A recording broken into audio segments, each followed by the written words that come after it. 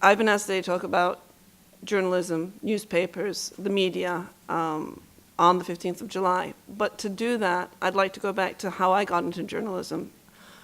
I got into journalism completely by accident during the Gezi Park events because I was so angered by what I was reading in the Western media, which did not reflect what I was seeing around me in Istanbul. The way things were, the perception was warped, the way things were twisted and presented really just made me feel very frustrated and very angry that our voices weren't getting out there. So I started writing, and Daily Sabah said, "Would you like to write every week?" And I thought, am I going to be angry enough to write every week? And I thought, well, let's try writing when I'm not angry. Believe me, it's easier when I'm angry, but I managed to do it when I'm not angry as well. After the Gezi Park, I started noticing that a lot of articles in the New York Times and in other English language newspapers started talking about the cult of personality of President Erdogan. And this triggered something in my head. I thought, well, wait a minute. When I'm reading the Turkish newspapers, the so-called pro-government newspapers, they don't talk about Erdogan.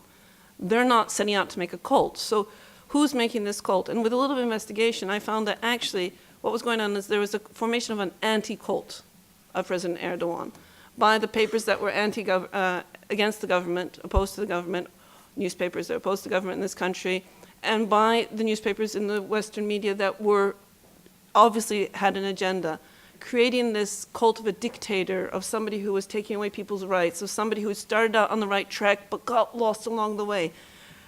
And if you follow it, it is really being done very much by the papers that are opposed to the government.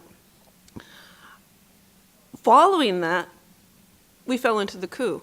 On the night of the coup, I was at home. My husband was in Ankara. My youngest daughter was somewhere else. My son-in-law was on the other side of Istanbul.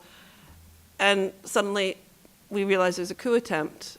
A friend of mine from the UK who was in PR said, "Can I put your name out there for interviews?" I said, "Sure, why not?" Within 5 minutes, Sky News was ringing me and said, "Can we get on Skype? Can we interview you?" I said, "Okay." The phone did not stop until 9 o'clock the next morning. The only way I was able to follow the coup was by watching the television and trying to follow what was going on online while answering emails, while answering the phone. In the 2 to 3 days following the coup, I did up to 100 interviews. I talked to media outlets from Russia to China, from America, the UK. I don't think there's a media outlet I did not speak with, either by email or on the phone. The first few hours were, what's going on? Are you guys okay? Who's doing this? What's going to happen? And a bit of sympathy for Turkey, which was the first time I'd had this in 2 years. And it was really pleasant. Except for the one British news media outlet which told me that our president was fleeing to Germany. And I said, "I just got a message that he's landing at the airport in 10 minutes. I wonder whose information is better." That was the only slightly odd moment that night. But there was a lot of sympathy. There was a lot of, tell us what's going on. What are the people doing? Why are people out there? What do you think is going on? And it wasn't until a day or two later, I got an email from a Western media outlet saying, "Why aren't we seeing women out on the streets?" And my reply was, "You're not looking properly. You're not watching the proper videos. You're not looking at that women are out on the streets." And they asked me to write an article about women out on the streets, so I did. And I sent them links to other articles about women out on the streets. It was a ridiculous attempt to play down, women can't go out to fight off the coup. Women are oppressed in Turkey. Then I had an interview with another British outlet, a media outlet, who asked me if I thought that, this was on the Monday after the coup, if I thought that Erdogan was overspending the premium he had won. And I told them they should be ashamed of themselves, that they're talking about people who died as a premium. And that's when the tone started to be set, was 2-3 days after the coup. I want to share an interesting question that I received from, again, an American outlet. Let me find the question. And I actually published it in the, what happened was they asked me about 4 questions, which were very slanted. And I asked them kindly to rephrase the questions in a way that I could answer them honestly without having to rephrase his questions. And I was told, no, am I afraid of free press? And I said, no, I'm not, but I will publish the questions and the answers as they are if you can't rephrase them. And then I was told I was threatening him, which I thought was very odd if a journalist sees publishing online as a threat. This dialogue continued for a while, and he absolutely refused to rephrase his questions. So in the end, I ended up publishing it with the questions, and as the questions were possible to be answered, I changed the questions. So I left the questions as they were originally, and then changed them so I could answer them, and then answered them. Let me give you one of the questions I was asked. In light of the government's recent crackdown on journalists, is the AKP still committed to democracy? Or would it prefer Erdogan rule unchallenged, backed by organized Islamic support? That's the question. And I said, could you please rephrase this? And I was told, perhaps the media culture to which you are accustomed to does not allow free and open speech. And I said, I grew up in America and was educated in Britain, so the media culture I'm accustomed to is very much the same as what you're accustomed to. The answer I eventually gave was the government has not cracked down on anyone. Arrest warrants are being prepared by public prosecutors. The thinly disguised Islamophobia in this question is below normal standards of journalism. However, the AK Party does not desire the rule of any person or institution to go unchallenged. Challenges and the responses to these challenges are essential to the very nature of democracy. That was the answer I gave. They were not very pleased with me, this media outlet, and told me off, but I wasn't really concerned. I felt that I'd made my point. What we're seeing post-coup is a lot of people talking about very strange things, which, again, we're not hearing about here. It's not actually happening. A couple weeks ago, I was at a meeting, and people were asking me, private property is being seized. Murderers are being let out of prison to put teachers in their place.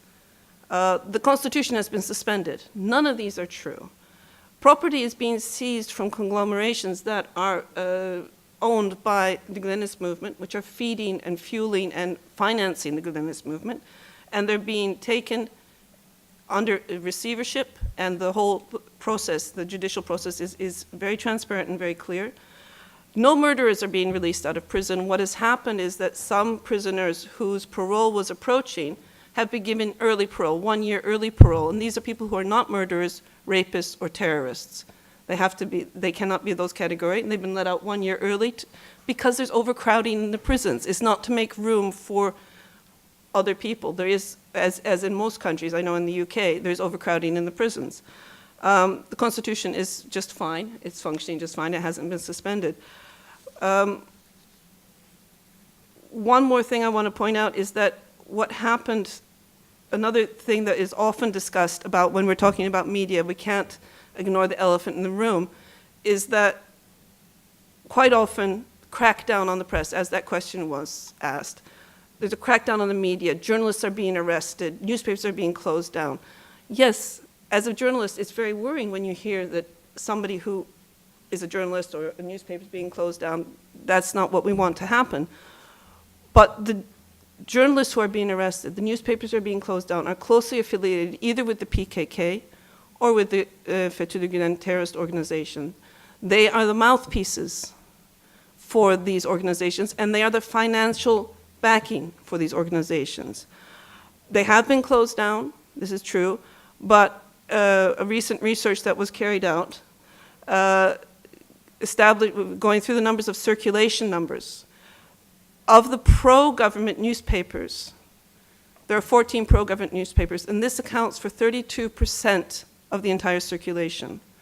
There are 21 anti-government newspapers, which accounts for 23% of the entire circulation. There are 10 neutral newspapers, which accounts for 37% of the entire circulation, and there are 2 sports newspapers. I have to add those. That's a healthy balance.